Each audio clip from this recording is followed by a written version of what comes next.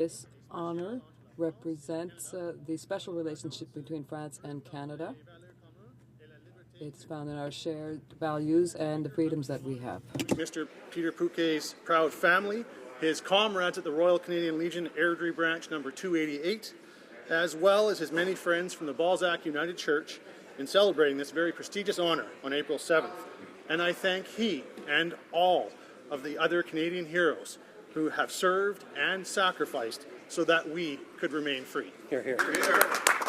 The Honourable Member for Terrebonne-Blainville. Mr. Speaker, on April 26th, we'll celebrate World Intellectual Property Day with this year's theme, Get Up, Stand Up for Music. The music we listen to today comes from artists from around the world, but in an era of globalization and the internet, we have to ensure that Canadian creators can make a living from their art. That is why the NDP believe that increased protection for intellectual property is necessary, and we have long criticized the government's lack of action in this issue. Experts are clear. Intellectual property and high-quality patents promote innovation and the creation of good, well-paid jobs. So it is critical today to see this protection as a way for Canadian businesses to succeed in the digital era. Canadians deserve a dynamic digital economy that benefits from opportunities. On World International Property Day, let's be proud of our Canadian creators and make sure their work is protected. Calgary Northeast. Mr. Speaker, as a proud Indo-Canadian and as a member of International Trade Committee, I was very encouraged by the positive results for Canadian businesses from Indian Prime Minister Narendra Modi's bilateral visit to Canada last week. Here, here. Not only 16 commercial agreements worth over $1.6 billion and 6 significant initiatives between Canada and India were finalized, both Prime Ministers also agreed to complete the roadmap to finalize a comprehensive economic partnership agreement by September 2015. Outstanding.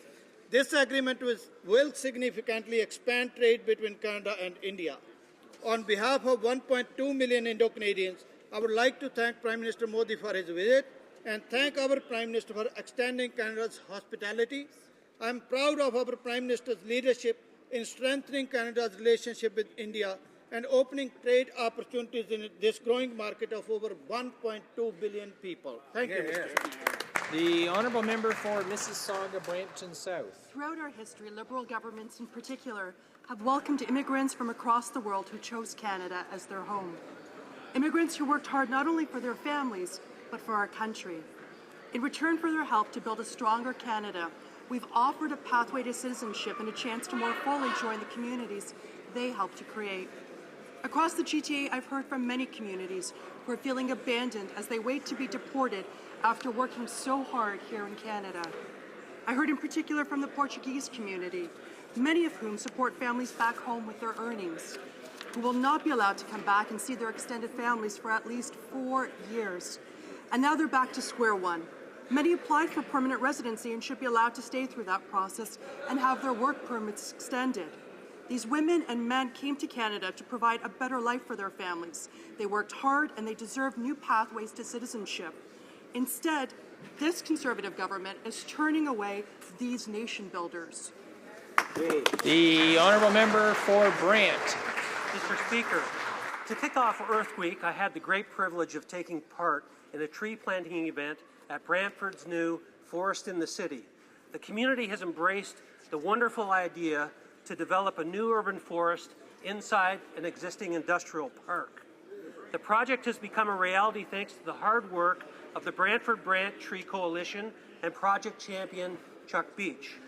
With 37,000 trees planted, 2015 marks year 4 of a 5-year plan, with the project well on its way to surpassing the goal of 50,000 trees planted in 5 years.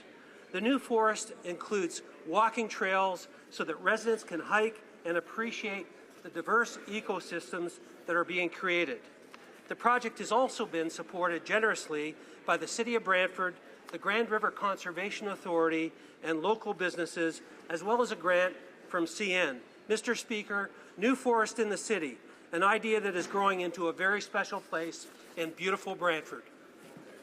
The Honourable Member for Saint-Bruno, Saint-Hubert. Mr. Speaker, Last week was Volunteer Action Week in Saint-Bruno, Saint-Hubert. We're lucky to have hundreds of volunteers who work daily to facilitate and improve the lives of their neighbors. Every minute of involvement on their part contributes to making our community richer and more fulfilled. This year, once again, the Action Center teams or Meals on Wheels teams have roamed the streets of Saint-Bruno and Saint-Hubert to offer hot meals and help to organizations. They also have helped people with their tax returns and have accompanied residents to the hospital, as well as many other small gestures that mean a lot to our community. On behalf of all of the people of Saint-Bruno and Saint-Hubert, I say thank you, thank you, thank you. I invite all of my colleagues present in the House to salute the work of volunteers that work in our ridings. Thank you, Mr. Speaker.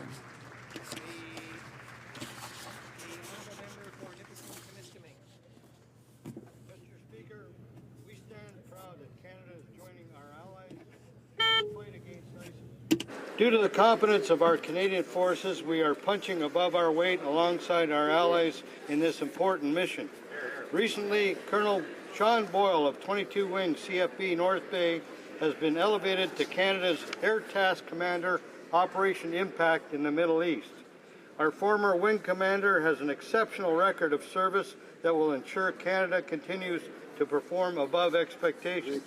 Operation Impact aims to halt and degrade ISIL's presence in Iraq and Syria. To date, Impact has degraded ISIL's control by 25%. Commander Sean Boyle, your community and your country are solidly behind you. Mr. Speaker, I ask my colleagues in this House to join with me in recognizing the leadership of Commander Boyle and many Canadians in uniform who continue to serve and protect our great nation. Honourable member for Edmonton Centre. Mr. Speaker, 1.2 billion people live on less than $1.75 a day. 45% of all child deaths have malnutrition as an underlying cause. A child who gets proper nutrition is 33% more likely to escape poverty as an adult. Mr. Speaker, each year a number of organizations, including Results Canada, encourage Canadians to become more aware of the cause of fighting world poverty. One way to highlight that fight is for people to take the Live Below the Line challenge and limit their food and drink for 5 days to whatever they can buy for $1.75 a day. Along with hundreds of Canadians and some colleagues in this House, I will take that challenge next week. Mr. Speaker, my 5-day budget of $8.75 will include 2 bagels, 3 cups of oats, 1 potato, 1 yam, 1 bunch of carrots, 1 onion, 4 cups of beans, rice, lentils, and peas, 5 tea bags, which will get very well used, and all the tap water I can drink. Heck of a way to start a summer diet, Mr. Speaker, but I invite colleagues and all Canadians to Google Live Below the Line, take the challenge, or simply donate to the cause of fighting world hunger. My stomach is growling in anticipation already. Thank you, Mr. Speaker. The Honourable Member for Brassard-la-Prairie. Mr. Speaker, last week the government announced its choice of consortium to rebuild the Champlain Bridge. Unfortunately, the Conservatives are still insisting on a toll that no one wants that will cause monstrous congestion and result in major economic losses for businesses and the people of the South Shore. Moreover, we still don't know how much people will have to pay to cross the future Champlain Bridge. Brassard-la-Prairie want to know how much profits this 3Ps will be making on their back. The Conservatives' poor management doesn't stop there. Whereas we're talking about a $3 to $5 billion project, they refuse to assure us that there will be economic spin-offs for our communities. In the face of this bad management and lack of transparency, only the leader of the NDP has the experience and necessary solutions to replace the government and repair the damage they've caused. The honourable member for York Centre. Speaker, this month Jews in Canada and around the world will mark 3 historical events. On April 15th, Yom HaShoah, Holocaust Remembrance Day, was an opportunity for Canadians to pay tribute to the 6 million Jews who were murdered at the hands of the Nazis and their collaborators. It is also a time to raise awareness about the Holocaust and to combat anti-Semitism.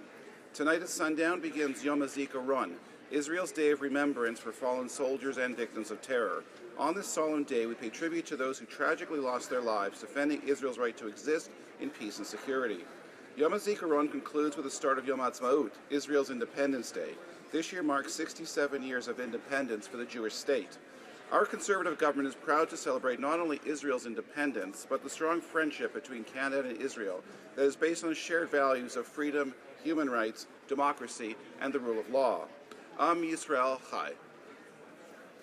Honourable member for British Columbia Southern Interior. Mr. Speaker, as I ride off into the sunset later on this year, I'd like to pay tribute to all those who have made the past 9 years the most enriching experience of my life. My wife Anne, my staff, both past and present, for their loyalty and service to our constituents, to those frontline activists who are advocating for a better world. It's been an honor to stand by you. To the members of my party who are always there for every election, thank you for your confidence in me. One such person is my brother George, here with me today, who together with his wife Gloria have been truly an inspiration to me. And to all those in Ottawa who make this a very pleasant place to work, custodians, maintenance workers, restaurant and cafeteria staff, security personnel, post office staff, House of Commons and NDP staff, thank you for your professionalism and dedication. Et finalement, and finally, I really want to thank all of my colleagues, members of all political parties, for the respect they have shown me. It has been and continues to be an honor to work with them. I wish them all the best in their future endeavors. Thank you.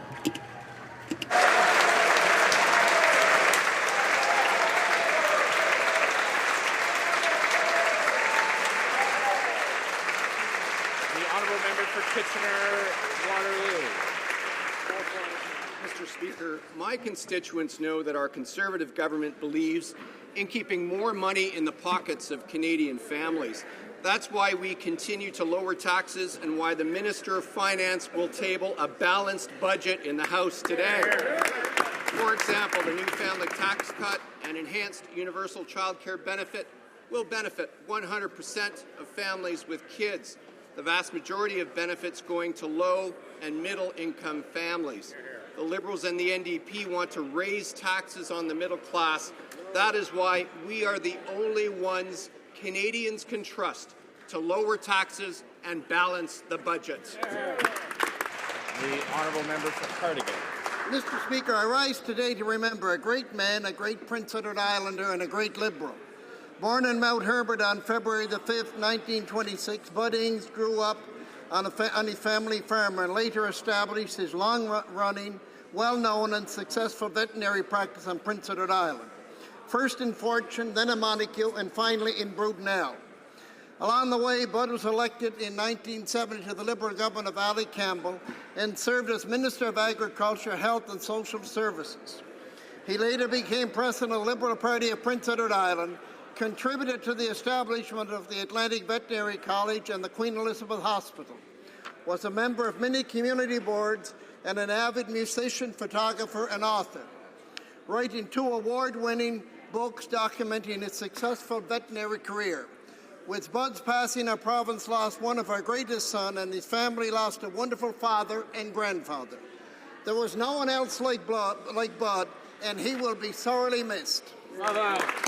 The honourable member for Don Valley West.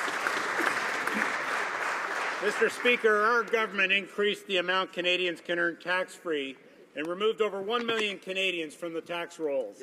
We cut the GST, we introduced pension income splitting, and created the family tax cut with benefits to help 100% of families with children. We created important tax credits, like the credit for first-time homebuyers and the credit for family caregivers. Our government's tax relief will save the typical family of 4 in Don Valley West nearly $6,600 this year. But the Liberals and NDP would raise taxes. According to media, the Liberal leader has claimed he can convince Canadians to accept a tax hike. Meanwhile, the NDP would raise the cost of gas, groceries, and everything else with their carbon tax. Mr. Speaker, stay tuned. Despite the opposition's high tax plans, our government will table a budget today that will continue to make life more affordable for Canadians.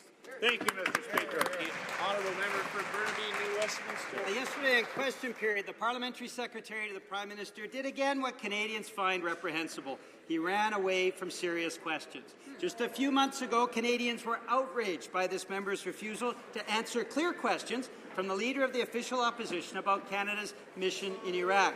Now, he eventually gave a theatrical and tear-filled apology. But yesterday, in response to clear questions from New Democrats about Senate residency requirements for a senator who campaigned for him in the last election, he went back to his cynical old tricks. So much for his full apology and the tears he shed in this House. Now, the lack of respect Conservatives have shown this House is a new low. Canadians deserve better, and they can trust that an NDP government will answer questions in question period, will give Parliament the respect it deserves, and will fix the damage the Conservatives have done.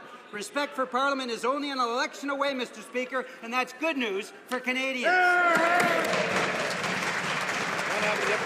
The honourable member for Lotbinière-Chutes de la Chaudière. Mr. Speaker, our low tax plan for families is working, and under our Conservative government, the tax burden on Canadians is at the lowest level in more than 50 years.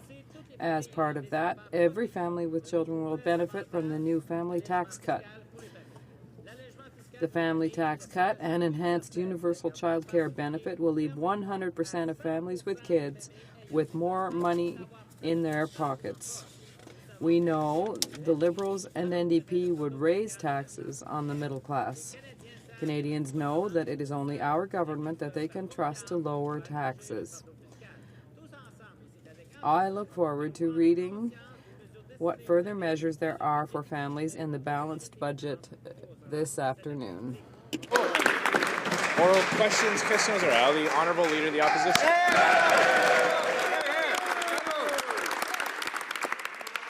Monsieur le Président, Mr. Speaker, is it still the position of the Prime Minister that Mike Duffy was a resident of PEI when he, the Prime Minister and head of government, appointed him to the Senate? The Right Honourable Prime Minister. Mr. Speaker, the rules have been in place for some 150 years. The member refers. They are really Mr. Duffy's expenditures, as we know, are right now before the courts. And while the government is assisting the Crown with its case, we're not going to comment on testimony before the court. The Right Honourable Prime Minister. Actually, what we're talking about is the Prime Minister's decision to name him. We're not talking about Duffy's expenses. So the Prime Minister is going to have to talk to the lawyers who are now pleading this case, because you see, Mr. Speaker, they say that it was the government that named him irregularly. The lawyers right now, the 74 députés qui ont été 74 MPs were helped out by Mike Duffy because he was doing something extraordinary. He was appointed to the Senate when he didn't live in PEI, and he helped 74 Conservative MPs. Doesn't the Prime Minister see that everyone now knows that was the sole reason for Mike Duffy's appointment, to do fundraising for the Conservative Party and his government? The Right Honourable Prime Minister. We followed the usual practice that has been in place for some 150 years. The issue before the court, as we know, is expenditures, Mr. Duffy's expenditures.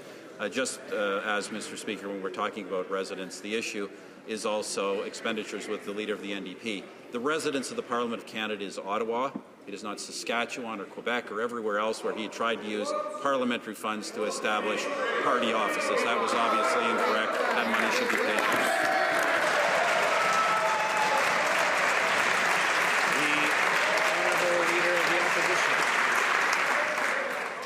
In his deal with Mike Duffy, Nigel Wright agreed that if asked, the Prime Minister would make a public statement confirming that Mike Duffy met the residency requirements to sit as a senator from Prince Edward Island. The Prime Minister went ahead and made that very statement 5 days later on February 27, 2013, when he claimed that Duffy was a PEI resident. But now, the government's own prosecutors are saying just the opposite in court. In fact, they're saying that it wasn't true. Is the Prime Minister claiming that the government's own lawyers are now misleading the court? Once again, Mr. Speaker, what I'm saying is that there are a whole series of charges against Mr. Duffy that relate to his improper use of public funds. Obviously, I'm not going to comment on those matters. We have assisted the RCMP in their investigation. We haven't been assisting the Crown in its prosecution of this case, but obviously I will leave the evidence before the court to be decided on its merits. Honourable Leader of the Opposition. Canadian business leaders are speaking out against the Conservatives' Bill C-51. Quote, "The proposed legislation will undermine international trust in Canada's technology sector, thereby stifling the kinds of business our companies can generate. Operators of online platforms fear the risk of criminal sanction for activities carried out on their sites. With senior business leaders now siding with the NDP against the Conservatives' Bill C-51, will the Prime Minister finally withdraw this attack on Canadians' rights and freedoms?"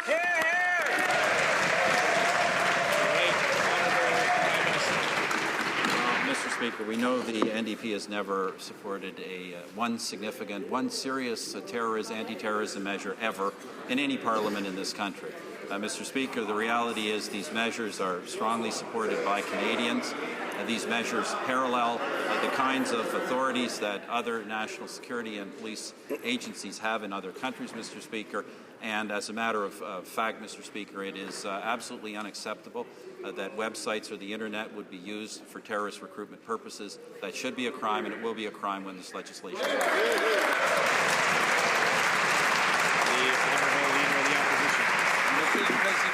Mr. Speaker, all of civil society is opposed to Bill C-51. And rightly so. Academics have shown it will violate our rights. Environmentalists fear for their freedom of expression. And now business leaders say it'll be bad for business. The only ones supporting the Prime Minister, the only ones, are the Liberals, Mr. Speaker. Why is the Prime Minister refusing to listen to reason? Why is he ignoring everyone? And in this case, why is he ignoring the most highly respected business people in Canada?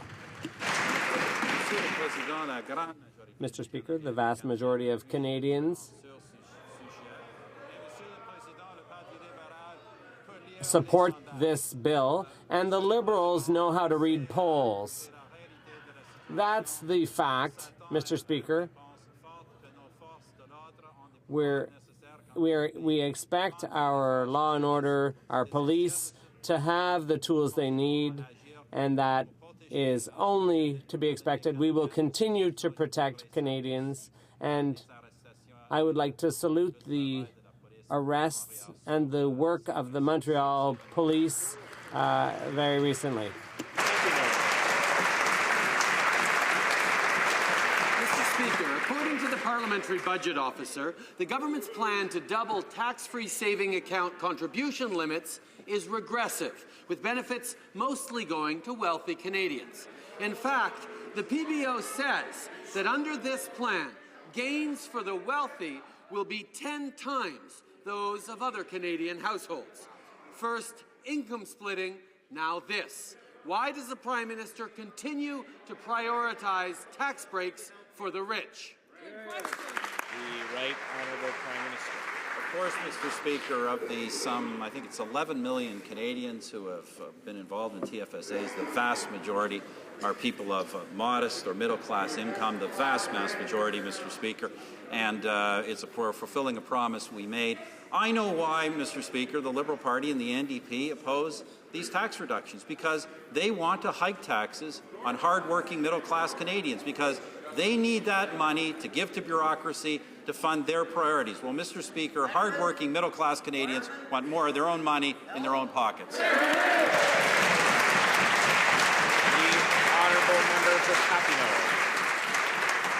Mr. Speaker, this government cynically plans to spend billions on income splitting and increases to TFSAs, both of which overwhelmingly benefit wealthy Canadians. At the same time, they are increasing the retirement age to 67 from 65, putting the retirement security of our seniors at risk. Why is the Prime Minister giving tax breaks to the wealthy instead of ensuring that our seniors can retire in dignity? The Right Honourable Prime Minister. Tax cuts will allow all Canadians to have more money in their pockets. We have brought in income splitting for seniors, and the Liberals voted against that. We have brought in the greatest increase to the GIS for our seniors, and the Liberals voted against that too. They always vote against benefits for the middle class, against tax breaks. They always vote against putting money in taxpayers' pockets. They want the money for themselves. Mr. Speaker, the government is planning to spend billions of dollars to help the rich with income splitting and a higher tax-free savings account limit. At the same time, the retirement age will jump from 65 to 67, putting the financial security of many seniors at risk. Why is the Prime Minister handing out tax breaks to the richy rich instead of helping our seniors to retire with dignity? The Right Honourable Prime Minister. Mr. Speaker, we have cut taxes for all seniors in Canada, especially the biggest breaks go to the middle class and lower income Canadians. Those are the facts. But the Liberals and the NDP always oppose tax cuts because they want bigger bureaucracy. We want that money to stay in taxpayers' pockets and seniors' pockets. The Honourable Member for Timmins, James Bay. Thank you, Mr. Speaker. Former Senate Law Clerk Mark Odsant has testified that it was the business of the Prime Minister's office to vet Senate appointees to see if they were actually eligible to sit in the Senate. And on the day that Mike Duffy was nominated, the media pointed out that Duffy, as a resident of Canada, didn't actually have the right to represent Prince Edward Island. And in response, the Prime Minister's spokesman, Dimitri Soudas, assured Canadians that Duffy would take the steps to become eligible, but that didn't happen. Can the Prime Minister explain why he failed to follow through on the promise to ensure that Duffy actually became a resident of Prince Edward Island and therefore eligible for that housing allowance? Well, Mr. Speaker, the constitutional practice on this has been clear for almost 150 years. But what it suggests to me is that this member is actually trying to make a victim out of Mike Duffy, Mr. Speaker. Mr. Duffy is not a victim here, Mr. Speaker. He is accused after an independent audit, after an RCMP investigation, Mr. Speaker, and ultimately the Crown believes that he committed fraud. Mr. Speaker, we'll see what the court says on that matter, but I'm very surprised now to hear the NDP trying to make a victim out of this senator accused of such serious crimes. And the Honourable Member for Timmins, James Bay. Okay, Mr. Speaker, maybe I'll have to start this again because it's the issue of Duffy's eligibility, which the Senate has said was the role of the Prime Minister. And it was his eligibility to sit that was the center of the negotiations in the back room with Nigel Wright in the Prime Minister's office, which led to the bribery charge. According to the RCMP, the audit was whitewashed on the issue of residency. Then the Prime Minister stood up on February 27, 2013 to state that, quote, all senators conform to the residency requirements. Those residency requirements have been clear for 150 years. So can the Prime Minister explain on what basis did he consider Mike Duffy to be eligible for this housing allowance and a resident of Prince Edward Island? Again, Mr. Speaker, as I just said, and as the Prime Minister said, the constitutional practice on this has been clear for almost 150 years, Mr. Speaker. Mr. Duffy is not a victim here. I cannot believe now that the NDP are trying to suggest that Mr. Duffy is a victim. Is it because, Mr. Speaker, the NDP are accused of doing the exact same thing, Mr. Speaker? Pretending that they were hiring people to work in an office in Ottawa when really these people were being housed in Montreal in a partisan office using House of Commons resources against the rules, accumulating $2.7 million worth of illegal expenses, Mr. Speaker. The Honourable Member for La Pointe de l'Île. Mr. Speaker, The government must comply with constitutional requirements when appointing senators. The parliamentary secretary told reporters it was the Senate's responsibility to follow the rules, but that's false. The Prime Minister's the one who has to follow the rules. Why didn't the Prime Minister follow the rules? The Honourable Parliamentary Secretary. Thank you, Mr. Speaker. As I already said, the constitutional practice has been clear for almost 150 years. Is that you're not allowed to use House of Commons resources for partisan political purposes. Now, this member used more than $25,000 of House of Commons resources for political purposes. The member for Scarborough Southwest took it to a different level. He took almost $140,000 worth of resources that would have been used in his constituent and funded it to an illegal office in Montreal. They should pay it back. The Honourable Member for Rosemont-la-Petite-Patrie. I agree with my colleague, as surprising as it seems. The rules have been clear for 150 years, and it's the Prime Minister's responsibility to follow those rules. Mike Duffy's appointment broke the rules. Why was it so important for the government to break the rules in order to get Duffy appointed? Was it for his very efficient handling of the affairs of state? Or maybe the government wanted to use Mike Duffy for something other than studying bills? The Honourable Parliamentary Secretary. This is a member who owes Canadian taxpayers more than $122,000. In fact, he owes them $122,122. Now, Mr. Speaker, he can repay back that illegal money that he took from Canadian taxpayers by a money order. I'm not sure if they take credit card. I know he knows how to write checks because he wrote 29 separate checks to the Separatist Party in Quebec. I would encourage him to use one of these methods to repay back the money he took illegally from the taxpayers of Canada. The Honourable Member for Berthier-Masquinongé. When it comes to food safety, this government is taking unacceptable risks. The Meat Inspectors Union is sounding the alarm. There's a critical shortage of inspectors in Quebec. Quebecers want high-quality food on their plate. But the Conservative government would stubbornly prefer to leave it up to the meat packing companies themselves to do their own inspections. Why are the Conservatives abdicating responsibility for Canadians' food safety? Canadians want high-quality food on their plates, and that's exactly what they have. Dr. Stuart Smythe from Bioresource Policy, University of Saskatchewan, said, Canada has one of the top food safety systems in the world. Other countries look to our system as a model of food safety.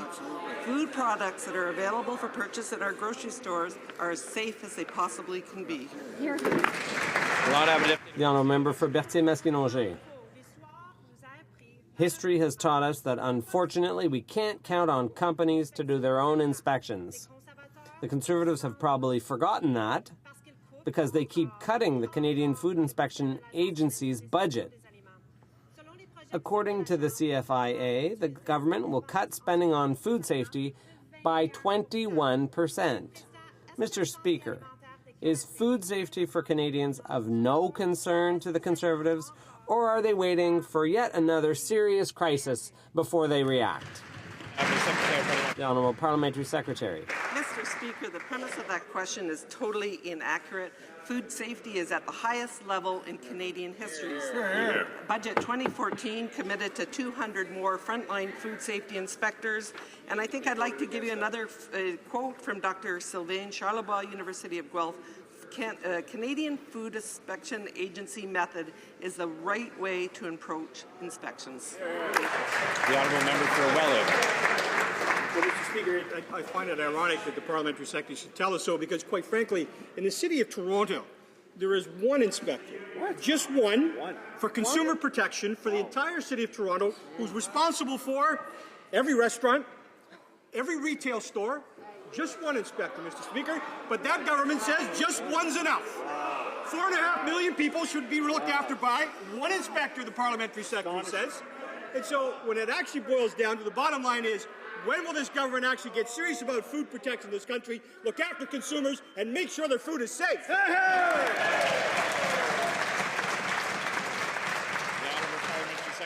Speaker, the Conference Board of Canada ranks our food safety system #1 out of 17 OECD countries, which includes the U.S.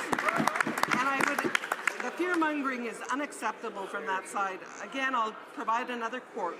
Dr. Keith Warner, University of Guelph, suggestions that the meat sold in Canada is unsafe is scaremongering. The honourable member for Rivière-des-Mille-Îles. Mr. Speaker, the Conservatives are no more concerned about the safety of interns than of food. Young people far too often have to work long hours with no pay or protection.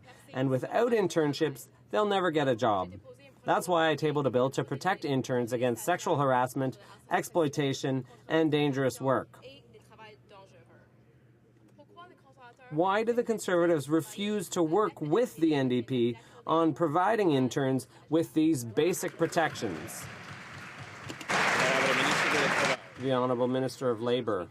Said before, this government is committed to the safety of all workers. The Canada Labour Code states that employers must ensure that individuals, including interns, are informed of, protected, and informed of health and safety hazards in the workplace. Let's be very clear. We're supporting interns, actually providing them jobs and opportunities, things the opposition vote against every single time. The honourable member for Davenport. So let's actually be very clear. We're talking about unpaid interns. And the fact is that unpaid interns have no basic workplace protections like health and safety. They don't even have access to provisions under the Canada Labour Code that protects paid employees, paid interns, from sexual harassment in the workplace. Now, if the government was serious about this serious issue, then we could get the job done and pass the Intern Protection Act now. But instead, why are the Conservatives once again putting politics ahead of the health, the safety, and the well-being of young workers in this country? The Honourable Minister of Labour. Mr. Speaker, I'll repeat what I literally just said. Under the Canada Labour Code, it states that employers must ensure that individuals, including interns, are informed and protected on health and safety hazards in the workplace. It's very clear. The honourable member for Vancouver Quadra. Mr. Speaker, leading seaman Robin Young was misdiagnosed and went through needless surgery because of negligence by the military. The quality of care decision rendered yesterday glossed over this most significant point. This government claims to look after servicemen and women, but is failing to do so on so many fronts. The minister promised to support leading seaman Young and hasn't done that. Will the minister finally do the right thing and restore Robin to full-time Class C status so she can finally get the benefits that she needs and deserves? The Honourable Minister of National Defence. Well, the member, Mr. Speaker, quite, I think, deliberately asks a question that's impossible to answer because she knows that I'm conscribed by the Privacy Act. If the member would like me to release the details of the report of the Surgeon General Review Committee, I would be very happy to do so, Mr. Speaker. The findings in that report are not consistent with what the member just said. And I believe the member should respect the professional opinion of the physicians on that panel, including the external physician who reviews these matters. The forces have given extraordinary medical care and treatment and consideration to leading seaman Young and has offered a transition plan to this individual as well. Mr. Speaker will continue to support leading seaman Young. The honourable member for Vancouver Quadra. That's a lot of words, but no answer and no heart. Monsieur le Président. Mr. Speaker, the tragic death of Sergeant Doiron calls for a full and transparent explanation. Canadians deserve to know the truth. We've been waiting for 6 weeks for an in-depth investigation and findings, and all we've had so far is contradictory reports. Will the Defence Minister call a commission of inquiry so that Canadians and Sergeant Doiron's family can find out what really happened? The Honourable Defence Minister. Mr. Speaker, Apparently, the member wasn't here yesterday because I said there were 2 investigations conducted by the Canadian side. There was the Special Forces Commander, and secondly, the National Investigation Service. I said yesterday, a number of times, that those 2 reports would be released as soon as they were available, except, of course, any parts that had to do with confidential military information. The honourable member for Lac-Saint-Louis. Mr. Speaker, Quebec is currently experiencing a shortage of food inspectors. There is a shortage of about 30 inspectors in Quebec. In Alberta, slaughterhouses and meat packers are operating with 33% fewer inspectors than the bare minimum set by the Canadian Food Inspection Agency. The damage is done, Mr. Speaker. Why has this Conservative government, in one budget after another, neglected food safety for Canadians? To the point that we're now in an inspection crisis that will not be easy to get out of. The Honourable Parliamentary Secretary. I understand that information is very inaccurate. Economic Action Plan 2014, it committed to hiring over 200 more frontline food inspectors. And I think it's important to point out again to the public is the OECD, the Conference Board of Canada. We are first out of 17 countries, and that includes the U.S. in terms of a strong, robust system. The Honourable Member for Portneuf-Jacques-Cartier. Mr. Speaker, we still don't have clear answers on the circumstances surrounding the death of Sergeant Doiron. The government, first of all, said that it was the USHQ for the coalition that would conduct an investigation. Then we heard, no, in fact, it was the U.S. Special Forces. And now we've learned that journalists are being refused access to the site where the incident occurred. What does the government have to hide? Will it proceed with a public inquiry? The Honourable Minister. Absolutely nothing, Mr. Speaker. As I've said on several occasions, there are two Canadian investigations underway, one conducted by the NIS, which is part of the military police, and we will provide information from that report unless the information deals with operations. The same situation occurs from the report for the Special Forces Commander. Mr. Speaker, as regards a summary report from the United States, if we receive an approval from the U.S., we will provide information on that as well. East. Mr. Speaker, there are confusing and contradictory reports about how Sergeant Doiron died in Iraq. Some reports say he was on the front line, others say he was far back. Canadians should have the answers by now, but don't. And the government seems interested in keeping us in the dark. The one thing is clear is that as of now, there won't be a board of inquiry by the Canadian Armed Forces. And despite the fact that these boards are common after the death in action, will the Minister commit to a board of inquiry and to making the results public? The Honourable Minister of National Defence. Well, Mr. Speaker, the position of the NDP is entirely contradictory because the member has asked for a quick review of this tragic incident of friendly fire. But a board of inquiry typically takes months, sometimes years. This is why several years ago the military moved to having summary investigations of military deaths so that lessons can be learned and the facts can be public much more quickly. And that is why the National Investigation Service is conducting a summary investigation, as well as the Special Operations Force Command. Both of those reports will be released publicly when they are available, except for those elements that touch on confidential military operations. The Honourable Member for St. John's East. Boards of inquiry have certainly taken years under this government, Mr. Speaker. Mr. Speaker, Robin Young, a 24-year-old reservist, displayed symptoms of a brain tumour for 4 years, but instead was sent by the Department of National Defence for corrective eye surgery. The department now refused to take responsibility for misdiagnosing her, and Young is now left to fend for herself despite this minister's assurances of support. Can the minister promise the House today that he'll do what's necessary to make sure that leading seaman Young gets the help she needs? Hear, hear. The Honourable Minister of National Defence. Well, Mr. Speaker, I can't take that question as being posed in good faith because I've offered that member a briefing on this matter. The member, in order to get briefed, would have to obtain a privacy waiver from the individual in question. if he received that briefing, he would find that the premise of the question that he just posed is not accurate. Honourable Member for Portneuf-Jacques-Cartier. Another example of the minister's incompetency when it comes time to helping our soldiers. Leading Seaman First Class Robin Young has been abandoned after having undergone surgery that wasn't necessary, that worsened her problems. She's without assistance, and the Canadian Forces, under this minister, are washing their hands of this serious mistake, and that is frankly deplorable, Mr. Speaker. Will the minister respect his promise and help Reservist Young?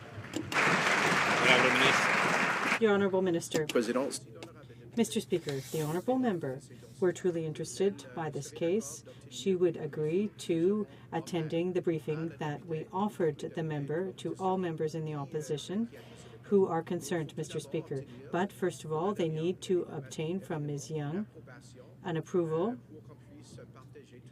an authorization to disclose details on the issue. The Canadian Forces are there to provide medical support and other services to Ms. Young, as we have done to date. There was an investigation conducted by the Surgeon General, and I would be very happy to share the results of that report with the member if she obtains the necessary approval. Mr. Speaker, the strong leadership of our Prime Minister has delivered remarkable results for Canada. Since our government was elected in 2006, Canada has had the strongest job creation in the G7. What's more, the International Monetary Fund and the OECD expect Canada to be among the strongest growing economies in the G7 this year and next. Can the Parliamentary Secretary to the Minister of Finance please tell the House how our government's plan for the economy differs from that of the opposition parties? The Honourable Parliamentary Secretary. Mr. Chair, I'd like to thank the member from Brant for that excellent question and his great work as chair of the Human Resources and Skills Development Committee. The Liberal leader's same old high-tax, high-debt agenda is perhaps underpinned by his position that a budget can simply balance itself.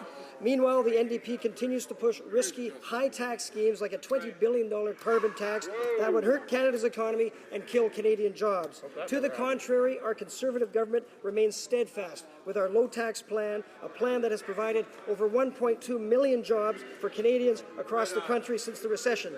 Stay tuned, Mr. Speaker, because in less than 2 hours, Canada's Finance Minister will table a budget that will keep... The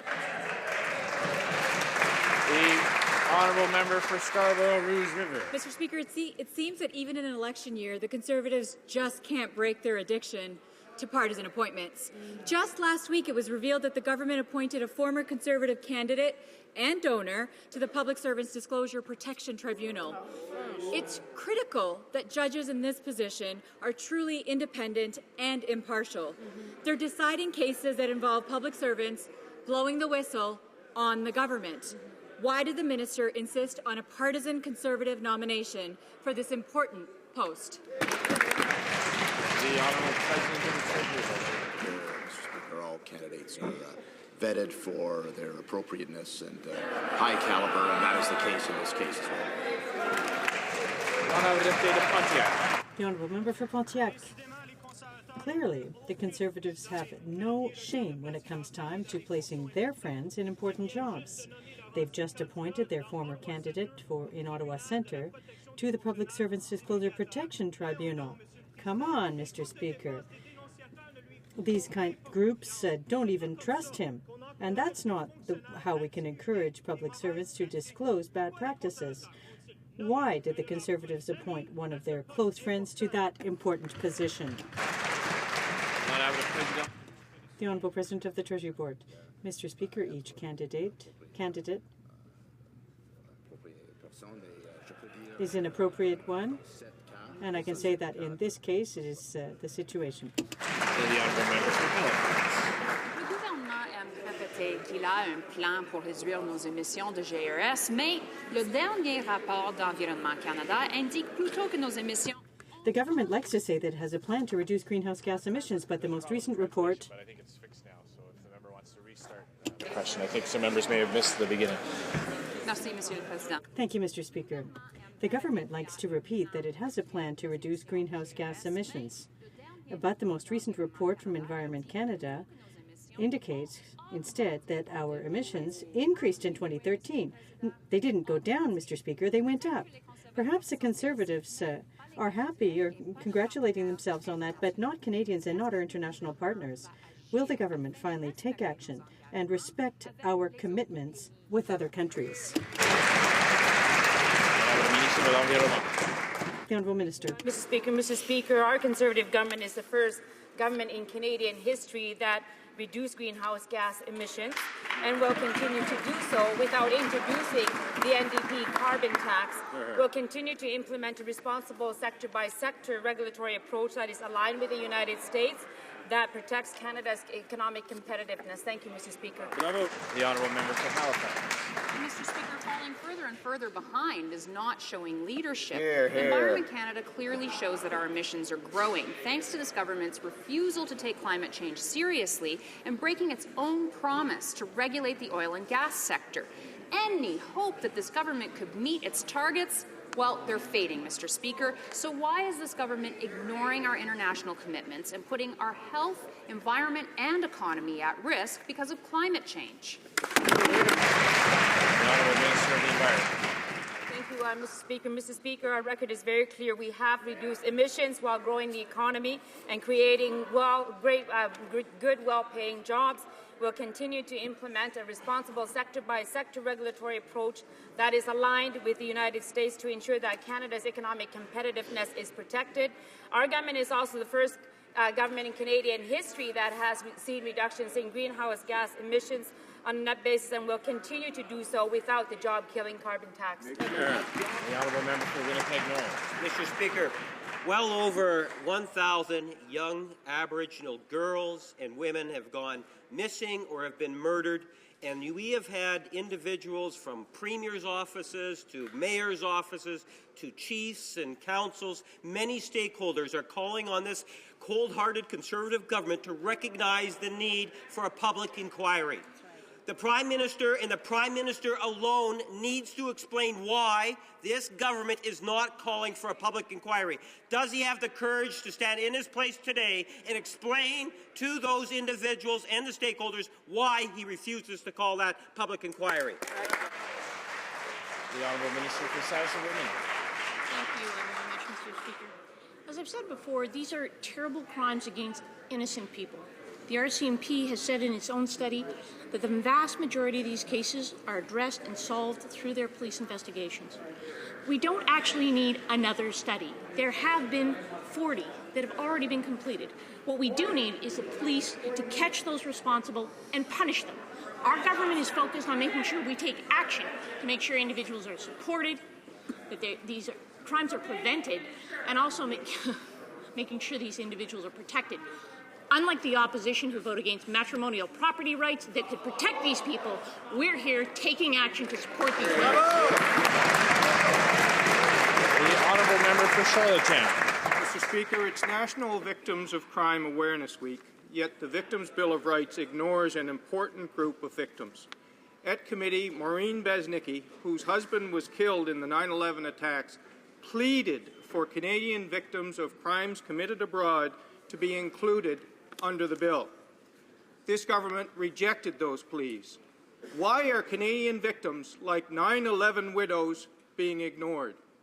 Conservatives claim to be focused on terrorists. What about the victims? The Honourable Minister from Ontario. Mr. Speaker, far from being ignored, victims in Canada have never had more attention, more support, more legislation, more funding than from this Conservative government. This historic bill, Mr. Speaker, as the Honourable Member and members present will know, for the first time entrenches in Canadian law rights for victims across the country. Mr. Speaker, this is a historic piece of legislation. We hope to have that bill back before the House for royal assent, and I hope the member and his party will continue to support it. The Honourable Member for Argentière-Carpino-Mirabel. For the past 2 years, no women have been appointed as candidates to the Canadian Science and Engineering Hall of Fame. However, there's no shortage of talent. 2 eminent scientists resigned from the selection committee at the Museum of Science and Technology, protesting the lack of will to acknowledge the contributions of women to science. Will the government show leadership and take action in order to promote the success of women in science? The Honourable Minister. Well, thank you, Mr. Speaker. To clarify, the Engineering Science Hall of Fame is located in the museum. The selection committee is separate from the government and uses candidacy that comes from the public. I wanted to clarify that, Mr. Speaker, to say that it's not the museum that makes the appointments, and we are very proud of all women in science, and we encourage them to continue. Member for St. John South. Mr. Speaker, the people of Newfoundland and Labrador rely on Marine Atlantic. It's a critical transportation link that people and our economy cannot live without. Yet in the main estimates, the government showed a cut of $97 million in operating funding to Marine Atlantic. This is unacceptable to Newfoundlanders and Labradorians. The federal government has a clear obligation to protect this ferry service under our terms of union. Mr. Speaker, will the minister ensure that this budget has full funding for Marine Atlantic? The Honourable Minister of Transport. Well, Mr. Speaker, I can speak to the main estimates. Of course, I can't speak to the budget because we all have to wait a few more minutes in order for that to be unveiled, and the honourable members should know that. But I can tell you that, Mr. Speaker, of course, main estimates are just that. They are estimates with the information that we have at that point in time. But I can let the House know that since 2006, we've provided Marine Atlantic with significant new funding that allows them to provide a superlative service. I'm very proud of the men and women at Marine Atlantic and everything that they do every day to serve the needs of Newfoundland and Labrador. Well, the Honourable Member for Kelowna Lake Country. Thank you, Mr. Speaker. Families in my riding of Kelowna Lake Country are looking forward to the enhanced universal child care credit and family tax cut. I'm proud to say that it was our government that introduced these measures because we understand that all Canadian children deserve support. This includes children living with disabilities. Mr. Speaker, can the caring and compassionate Minister of State for Social Development please inform this House how our government is helping these children? Thank you, Mr. Speaker. The Honourable Minister of State. Thank you, Mr. Speaker. Well, I thank that member for his consideration for the families in his riding. Mr. Speaker, our government is helping children with disabilities by launching our Enabling Accessibility Fund program to help make playgrounds more accessible for children with disabilities. In addition to that, Mr. Speaker, I was very pleased to announce at the Starbright Children's Development Centre in Kelowna that we're going to be funding that specific program. Families were thrilled to hear that and to hear about our expanded universal childcare benefit and family tax cut. We're cutting taxes for Canadian families with children. The Liberals and the NDP want to increase taxes, increase debt, increase burdens on Canadian families. Member for Trinity Spadina. Speaker, during the debate yesterday, we learned that in the middle of a disastrous oil spill in Vancouver, nobody in the federal government thought it was necessary to contact Vancouver City Hall. Apparently that was somebody else's job. It's not much different when it comes to rail. The mayors of Oakville, Burlington, Milton and Halton Hills are pleading with the Minister of Transport to help stop CN as it starts to expand its services in those areas in a very dangerous way. The Minister is not only in charge of this file, it's her riding. This is the question. It's her job. It's not someone else's job. Maybe it will be soon. But will the minister sit down with those cities? Will she start working with cities across this country to protect public safety? The Honourable Minister of Transport. Mr. Speaker, indeed, I do exactly that through the Federation of Canadian Municipalities in every single one of those cities that the honourable member quoted. I actually met with last week in a roundtable sitting in my riding at the brand new velodrome, which is funded by this government as part of Pan Am Parapet. I'd like to thank the Minister of Sport of all the good work he does in that issue. Non-Honourable Deputy Trois-Rivières. The Honourable Member for Trois-Rivières. Mr. Speaker, for 4 years now, the victims of pyrrhotite in my riding have been abandoned by this government. The Coalition for Assistance to Victims has been told no by the Conservatives when it comes to helping them out financially. Mr. Speaker, it's unacceptable for the government to be involved in part of the problem and to refuse to be part of the solution.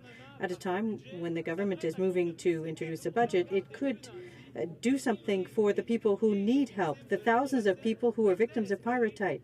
Can they hope a minimum of compassion on the part of the Prime Minister? The Honourable Minister. Mr. Speaker, the problem with Pyrrhotite is a provincial jurisdiction. In fact, the Quebec government launched a provincial program to offer financial assistance to owners grappling with damage caused by pyrrhotite. I would invite all people who are concerned by the matter to contact the Société d'Habitation du Québec. The honourable member for Yukon. Mr. Speaker, unlike the previous Liberal governments who balanced their budgets by slashing transfer payments to our territories and cutting programs and services, our government is making record levels of investments in the North. We're giving Northerners the opportunity and the tools that they need to shape their own future. And I'm wondering if the Minister of the Environment can update this House on what our government is doing and how we're investing in the great people of Canada's North. Great question. The Honourable Minister responsible for Northern Development. Thank you. I'd like to thank my colleague from the Yukon. I'd like to take this opportunity to list all the things that we have invested in that the member from the Northwest Territories voted against. He opposed the Inuvik-Tuk Highway. He opposed the health transfer monies. He's opposed to infrastructure investments. He opposed job training. He opposed the establishment of Health Canada office in Yellowknife. He also voted against Aboriginal women having the same matrimonial rights as other Canadian women. He also didn't bother to show up to vote against the long gun registry. That's the record for the member for Northwest Territories. The Honourable Member for Bar-Richelieu-Nicolet-Bécancour. Mr. Speaker, after having invested in Churchill Falls, which will compete directly with Hydro-Quebec and Quebec's revenues, after having imposed a toll on the new Champlain Bridge, after having tolerated the comments made by a member who stated that he was fed up with unanimous statements and declarations from the National Assembly, now the government is taking unilateral action again in reforming the Foreign Temporary Worker Program, despite repeated requests from the Quebec Minister of Labour. Is the new way of collaborating by the federal government with Quebec imposing everything as it sees fit and simply brushing Quebec off? The Honourable Minister. Mr. Speaker, clearly we work with all of our provincial partners on all matters with the Quebec government. We have excellent relations and a partnership for our common priorities, and we will continue to maintain that partnership. The Honourable Member for Hunsett. In December 2014, the government lifted the moratoria on the removals of some 3,000 Haitian and Zimbabwe nationals, demanding the regularization of their status by June 1st, 2015. Despite the hard work of organizations that help refugees, processing has begun on only 400 files, and a mere 25 have been sent on to federal authorities of a total estimated at 1,500. The complexity of the process is at stake and part of the problem. Will the Minister of Immigration extend the deadline by 3 months and ease the procedures required for completing these permanent residency applications? The Honourable Parliamentary Secretary. Thank you, Mr. Speaker. Mr. Speaker, we are one of the most generous countries in the world. We accept 1 in 10 of the world's resettled refugees. We do everything we possibly can to assist the refugees once they are here. They know the rules, they abide by the rules, and we're very, very pleased to say that this year, in our levels plan, we are extending an invitation to some additional we're sponsoring an additional 10% of our levels plan will be coming through the refugee processes, Mr. Speaker.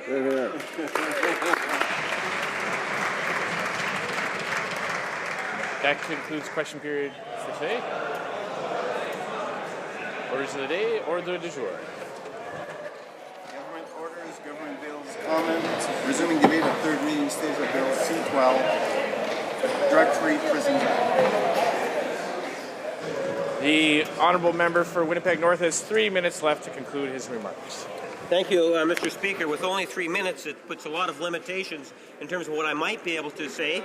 But having said that, I do think that it is important to maybe highlight an aspect of the legislation in which I believe speaks volumes in terms of just the way in which this government approaches legislation, Mr. Speaker. And that is, of course, in something that I've made reference to in other pieces of legislation, and that is the way in which this government determines how to name its legislation. And, Mr. Speaker, in naming legislation, this government's attitude seems to be more about political spin than anything else. That is no doubt its first priority. Much like, Mr. Speaker, we see a government that's going to be introducing a budget in about an hour's time, and they're going to be wanting to promote it by spending millions of public tax dollars in order to tell Canadians how wonderful their budget, and I will suggest to you that there will be many misgivings in that budget, I must say, Mr. Speaker, but that they're more concerned about promotion, self-preservation, and trying to communicate a message than they are about substance and content. And this is yet another bill in which we see a great example of that. In the bill, the Conservatives are titling it Drug-Free Prisons Act, trying to give the impression to Canadians that they have a mechanism or a way in which they're going to be able to ensure that our prisons across Canada are drug-free. Well, Mr. Speaker, if they consult or they talk or they look in a mirror behind a closed door where no one else will see, I'm sure that they will find that there is no one that could possibly suggest legitimate